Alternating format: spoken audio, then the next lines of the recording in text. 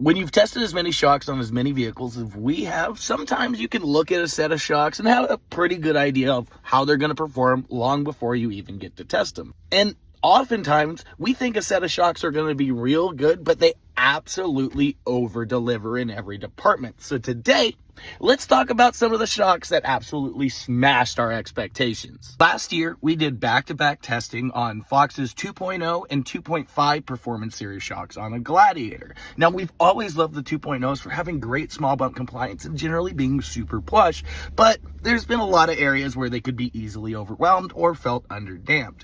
Those 2.5 HTOs ended up being the goldiest of the Goldilocks shocks, offering all the same comfort that we've come to expect from the 2.0, but with all the holes filled in and that little bit of extra support. So if you're looking for that just right set of shocks, they're a good choice, especially when you consider they're less than the 2.0 reservoir shocks and better than them in every facet. Now, more recently, we tested a set of Dobinson MRRs on a two-door Bronco, and brother, they really just did everything well. At this point, we've tested the big three on these Broncos, and the MRRs were able to be just as plush as the Kings, almost, if not as stable as the Foxes. It had nearly as much travel as the Icons, and, well, performed at high speeds better than we thought, and maybe as good or better than those other shocks. So they're a really solid option, and I think they might just last longer than a Fox, King, or Icon as well, so you'll spend less money on service. Now, a set of shocks we've been talking about a lot recently were the Ratflow 500 Hard Sport 2.0s we tested on Jeff's 4Runner.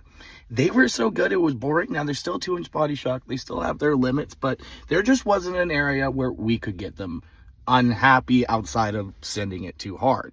Another one of Jeff's vehicles that absolutely surprised us were the 6100s and 6112s on his Tundra. I think we were able to hit 50 or 55 through the whoops, which absolutely should not be possible with a set of shocks that you can get for less than $1,400 if you don't have us assemble it, and for like $1,400 if you do. A similar setup to that surprised us were the 2.5 EXPs from Icon on my two-door Bronco.